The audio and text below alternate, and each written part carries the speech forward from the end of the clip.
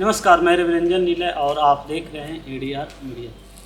देखिए, अगर आप 12th पास किए हैं और कुछ नया करना चाहते हैं, ऐसे तो बिहार की एक बहुत सारे गार्जियन ये होते हैं कि अपने बच्चों को इंटर करने के बाद डॉक्टर, इंजीनियर बनाना चाहते हैं, वकील बनाना चाहते हैं। लेकिन आज हम एक ऐसे विषय पे बात करना चाहेंगे जिसे जानकारी तो सब लोग को है, लेकिन उस चीज़ में ध्यान नहीं देते हैं।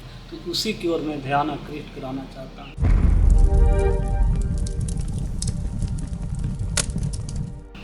मगध विश्वविद्यालय के एचओडी मैम हैं, इनसे बातचीत करूँगा। स्वागत है मैम। मैं डॉक्टर अलका मिश्रा, प्राचीन भारतीय एवं एशियाई अध्ययन विभाग की प्रभारी विभागाध्यक्ष हूँ।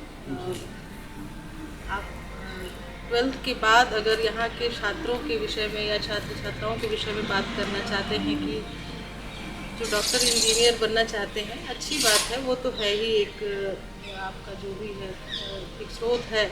लेकिन अगर आर्ट्स पढ़ते हैं या इतिहास के क्षेत्र में अगर लोग अपना करियर बनाना चाहते हैं तो उसमें भी बहुत संभावनाएं हैं। उस संभावनाओं पर विचार करना चाहिए। और हमारा जो विषय है प्राचीन भारतीय एवं एशियाई अध्ययन विभाग, मुख्यतः यह पुरातत्व, इतिहास, संस्कृति के क्षेत्र में कार्य कर रहा है। और हम लोग निरंतर यही उद्देश्य है कि ये जो बच्चे हैं हमारे यहाँ से, वो उनका स्किल किस तरीके से डेवलप हो, किस तरीके से पुरातत्व के क्षेत्र में काम किया जाता है। और इसके अलावा जो संग्रहालय है, संग्रहालय के क्षेत्र में किस तरीके से आगे बढ़ सकते हैं। इसके अलावा जो कंजर्वेशन के फील्ड है, जैसे बच्चे अगर जो साइंस बैकग्राउंड के हैं, 12th तक साइंस है, वो बच्चे भी इसमें आ सकते हैं, क्योंकि कंजर्वेशन भी एक हमारा पार्ट है जिसमें कि पुरावस्तुएं मिलती हैं या कोई भी अवशेष मिलते हैं, तो उनके संरक्षण की भी आवश्यकता होती है। तो उसमें साइंस बैकग्राउंड के लोगों को भी हम लोग इंक्लूड करते हैं। पुरातत्व के क्षेत्र में हम लोग एक प्रैक्टिकल ट्रेनिंग दे रहे हैं, जिससे कि लोग अब प्रैक्टिकल किए रहेंगे ना, तो चीज़ें अब सैद्धांतिक रूप से पढ़ना और व्यवहारिक रूप में उसको जानना और हाथ से छू करके आर्टिफैक्ट्स को संरक्षित करना, उसको निकालना, ये सारी चीज़ों का ट्रेनिंग हो रहा है, जिससे कि इन लोगों को ये सब ये एक तरीके से आगे चल करके एक एक्सपर्ट के रूप में सामने आएंगे। इसके अलावा संग्रहालय की भी ट्रेनिंग दी जा रही है। हमारे यहाँ विभाग में एक संग्रहालय है, उसमें इन लोगों को समय समय पर जैसे अभी लोगों का जो इंटरनल मार्क्स होता है, इंटरनल असेसमेंट होता है, उसमें हम लोग इनको संग्रहालय के ऑब्जेक्ट्स को साफ कराते हैं। इसके अलावा दिखाते हैं कि किस तरीके से इसको प्रिजर्व रखने की आवश्यकता है। Time to time educational tour कराते हैं इन लोगों का, हर ऑब्जेक्ट के बारे में बताया जाता है, ताकि भविष्य में ये लोग एक संग्रहालय में किस तरीके से कार्य किया जाता है इसको भी सीख सकें। डॉक्यूमेंटेशन कैसा होता है, ये सारी चीज़ें, लेबलिंग, प्रदर्शन कैसे किया जाता है, ये सब चीज़ों को कई लोग मैम ये जानना चाहेंगे कि अगर इस विषय से हम पढ़ाई करें तो क्या आने वाले भविष्य में उसका रोजगार मिल सकता है? बिल्कुल रोजगार मिल सकता है, क्योंकि एक तो सांस्कृतिक रूप से भारत इतना समृद्ध रहा है, इसको सभी जानते हैं। और स्पेशली बिहार के संदर्भ में मैं कहना चाहूँगी कि बिहार में तो पूरा हेरिटेज भरा पड़ा हुआ है। यहाँ पर सांस्कृतिक जो भी क्षेत्र है, उस क्षेत्र में बहुत सारी संभावनाएं हैं, विशेषकर टूरिज्म के क्षेत्र में, संग्रहालय के क्षेत्र में, पुरातत्व के क्षेत्र में, अध्यापन के क्षेत्र में। इसके साथ साथ जो एक प्रत्येक और एक विशेष हम कहना चाहूँगी कि एक समाज के एक जो नागरिक होते हैं, अच्छे नागरिक के रूप में ये डेवलप करने के लिए ये विषय बहुत ज़रूरी है, क्योंकि हम विरासत संरक्षण के बारे में यहाँ पर सीखते हैं। विरासत क्या है, और ये पूरी तरीके से हमारी भारतीय संस्कृति से जुड़ा हुआ विषय है। इस वजह, और हम अपनी जड़ों को जानते हैं। सबसे बड़ी बात है कि हम अपनी जड़ों को जानते हैं। बहुत सारे ऐसे समाज में कॉन्फ्लिक्ट है, जो सही जानकारी नहीं होने की वजह से कॉन्फ्लिक्ट बढ़ते चले जा रहे हैं। जैसे किसी भी चीज़ की उत्पत्ति कैसे हुई, क्यों हुआ, उसमें चेंजेस क्यों हुए, सिर्फ हम चेंजेस को देखते हैं, लेकिन चेंजेस के पीछे क्या कारण थे, हाँ, तो कारण जो है वो बताने की कोशिश करता है। कहा जाता है कि हिस्ट्री मेक्स अस डीप। तो ये वास्तव में ऐसा सब्जेक्ट है कि हमको आंतरिक रूप से ये गहराई प्रदान करता है कि किस तरीके से चीज़ें घटित हैं। और ये एक दिन की कोई घटना नहीं होती है, इसमें लग जाते हैं 100 वर्ष से भी अधिक लग जाते हैं किसी भी एक परंपरा को जीवंत होने में और एक परंपरा को खत्म।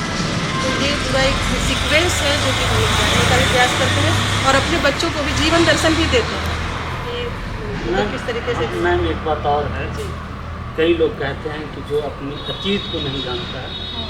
वो वर्तमान तो कर ही नहीं सकता, भविष्य के बारे में ही अच्छा नहीं सोच सकता। एग्जैक्टली अब मैं मतलब एक किताब का ही एक लैंग्वेज बोल रही हूँ कि एक जगह मैंने पढ़ा था कि जैसे अगर किसी को बहुत दूर तक तीर मारना है तो उसको पीछे जितना जितना खींचेंगे ज़्यादा तो वो उतना अच्छा जाएगा, उसकी जो डायरेक्शन है एकदम सही डायरेक्शन में जाएगा। वही चीज़ है कि जितना हम अपनी जड़ों को, जितना अपनी गहराइयों को जानते रहेंगे उतना हम भविष्य में निर्णय ले सकते हैं। या फिर जो वर्तमान में हमारे चल रहा है, ये सब चीज़ आप अच्छे से जानते हैं कि उत्थान पतन ये सब एक जीवन का क्रम है जो चलता रहता है।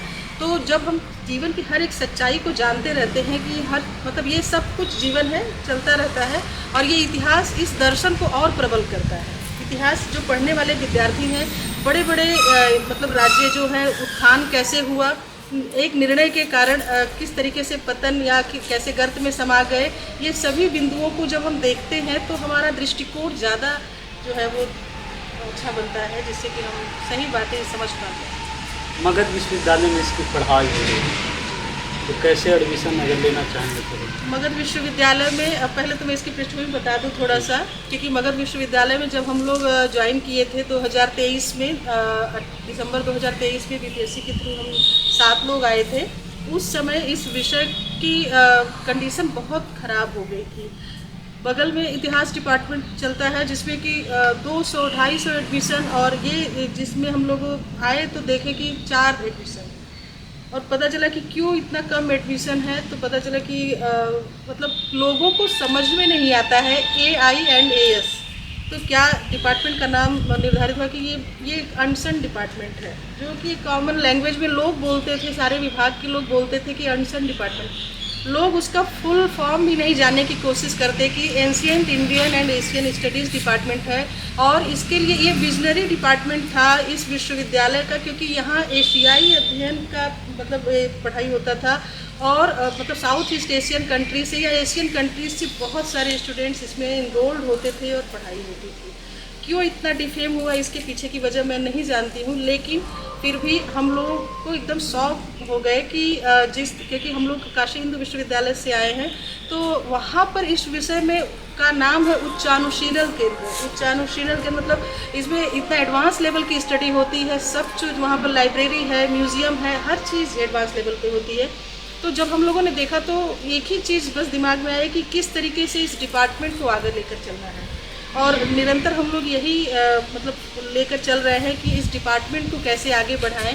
इस विषय में आने के लिए एक तो अब जो इंटरडिसिप्लिनरी अप्रोच NEP 2020 ने जब से वो किया है, तो हम लोग इसमें लगभग जो है सोशल साइंस के सभी सब्जेक्ट्स का, और साइंस बैकग्राउंड के भी कुछ जैसे केमिस्ट्री वगैरह के लोग हैं तो उनको इनरोल करते हैं PG में, जिससे कि इनके कंजर्वेशन वगैरह फील्ड में अगर कोई जाना चाहे तो वो जा सकता है। मतलब आर्ट्स फैकल्टी और साइंस दोनों आगे चलकर हम लोगों की और भी योजनाएं हैं, क्योंकि देखिए एशियन हिस्ट्री डिपार्टमेंट जो है वो अभी तक उसमें ग्रुपिंग नहीं हुई है, जो कि जाकर स्पेशलाइजेशन में ग्रुप डिसाइड हो जाता है कि कौन आर्कियोलॉजी ग्रुप में रहेगा और कौन कल्चर ग्रुप में रहेगा। तो कल्चर ग्रुप में जो रहते हैं उनको सोशल हिस्ट्री और रिलीजियस हिस्ट्री, इसके साथ ही आर्ट एंड आर्किटेक्चर के बारे में पढ़ाया जाता है। जो आर्किटेक्चर भी उधर आर्कियोलॉजी में पढ़ाया जाता है, लेकिन आर्कियोलॉजी में स्पेशली एपिग्राफी, न्यूमिस्मेटिक और आर्कियोलॉजिकल पॉइंट ऑफ व्यू से स्टडी होती है। तो दो ग्रुप में तो उसी को स्पेशलाइजेशन में हम लोग अलग अलग करवाने के दिशा में बढ़ रहे हैं कि अगर हो जाए तो इससे क्या होगा कि जिन लोगों को आर्कियोलॉजी ग्रुप में जाना होगा वो आर्कियोलॉजी में चले जाएंगे